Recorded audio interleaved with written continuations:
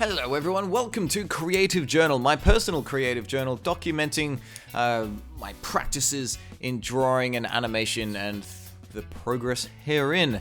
This is a pretty ambitious first attempt because I wanted to practice with some hand movements and anatomy and all that kind of thing. Unfortunately, I didn't record the first one. I guess this series is off to a good start, isn't it? I tried just drawing with straight line art. And I really struggle when it comes to correct proportions, anatomy, drawing anything that is somewhat realistic. However, I moved on to this technique, which I feel a lot more comfortable with. Rather than drawing lines, I was drawing with form, taking a thick brush and just drawing in silhouettes and trying to get some keyframes in, some in-betweens, trying to get just a curl of a palm to fist motion. I was thinking it was looking kind of okay, but then I went to ink it, and you can see when we watch it, it's pretty odd. There's a few broken fingers, odd lengths of things. Not very happy with how it turned out. This is going to be the really hard thing when it's going to come to making these journals and putting them on the internet, is I need to be okay with publishing things that I'm not at all happy to be showing live. But I feel that's going to be important because a lot of the artists that we tend to follow, we only ever see their best work, and it can be quite intimidating at times. So I wanted to show my pitfalls because I don't feel I'm very great as an animator. So why not come clean, come out with it, and just show where I'm at and document live my process. So here now I'm taking a bit of reference material of myself with the hand closed figure, and I'm gonna say screw it, don't bother using it as reference. I'm just going to learn everything I can from the real life movement itself, and I'm just going to straight up rotoscope the thing. So rotoscoping is what you're going to see, directly tracing a piece of video footage to create hand-drawn animation.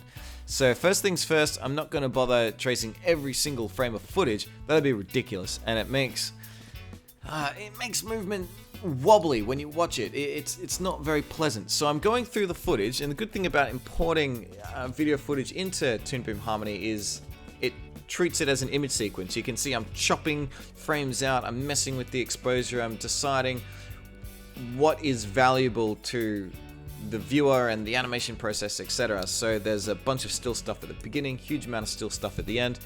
The only place it's on that bottom layer of the screen, by the way. It's the part in the middle that's in ones, because that's when the flick of the fingers happen. It's when most of the movement is. So that's all set up now. Grabbing myself just a brush, a really nice, vibrant, bright yellow is going to make this really easy and clean to see as I go ahead and start just tracing my hand.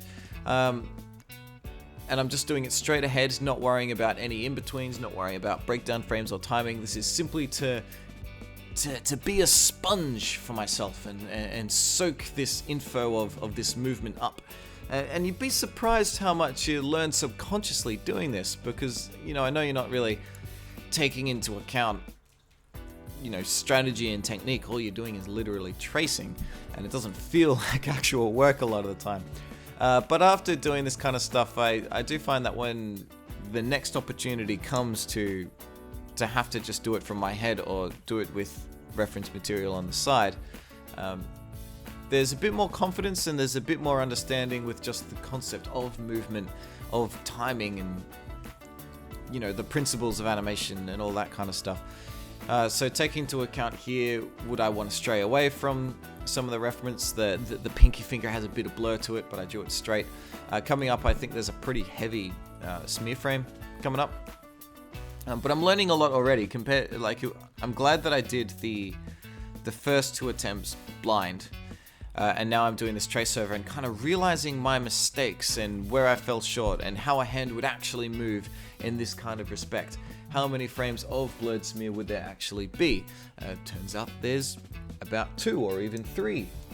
So there's not really too much else to say about this process at the moment. I'm continuing through each of the other frames. Oh boy, what the heck, dude?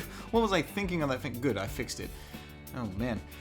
So there's quite a number of smear frames to my surprise. Angles on fingers that I wouldn't have been expecting. But I'm clearly just going more and more crude at this point. Just want to get the movement over as quickly as possible, because the next attempt after this is going to be taking what I've learned from directly tracing it, putting it on the side and trying again. I think there were about 5 attempts of the hand, deliberately so. Each trying something a little bit different to try and just absorb and learn it all. Finally now approaching the end of this movement, I'm seeing how the ease comes into play. You know, these frames are much closer together. There are many more drawings for a very minimal amount of movement compared to earlier when there was about 5 frames of blurry fingertips. And of course there's a bit of retaliation as well, where the hand comes back down ever so slightly. I think I took that into account on the first practice, but I really wanted to emphasize it on the videoed version. That's the attempt's done. I changed the color from yellow to blue so I can see it very clearly against the white background. And look at that, you can see just how smooth it is. It's almost unnaturally smooth because it looks like a piece of video. Because it is a piece of video, isn't it? So I'm watching it back and forth, just really taking it in, learning what I can and seeing if there's any parts that I want to modify and make even more cartoony. So I've messed with an in-between there of the thumb. I've made the pinky even stretchier, made the middle fingers even stretchier, emphasizing it so I can try and remove a couple of the smear frames that were there before, replacing it with just one of my own, and I feel like that did make a bit of an improvement. So now it's time to do another attempt. This time I'm tracing over my first tracing, if it makes sense. I'm kind of reverse engineering it, if you will, rather than doing construction lines and then inking and shading, starting with the inking and then going backwards to a rough. Actually, no, I guess not. I did that for 1 frame and then gave up and said that wasn't worthwhile. Ah, yes, that's right. You can see those little red dots, there's blue dots as well if you look closely, appearing on the timeline. This is marking out keyframes and breakdown frames. I'm trying to figure out where would keyframes be placed on a movement like this. Seeing as I didn't plan them in advance, how can I learn from it in the future? So I've marked out which are keys in breakdowns and then compressing it all into a very short animation. So it is, you know, reverse engineering it in a way, from it going from a full animation to just a pose to pose, and seeing, does it still work? Is the expression of the animation still there? Do you get the full, you know, emotion and gist of it really? So now it is time for the next attempt. Having learned what I did, I'm now, rather than doing a construction trace, just using it as reference. So trying to copy the pose of the first drawing as best I can for how quickly and crudely I'm trying to do it, with pretty mixed results.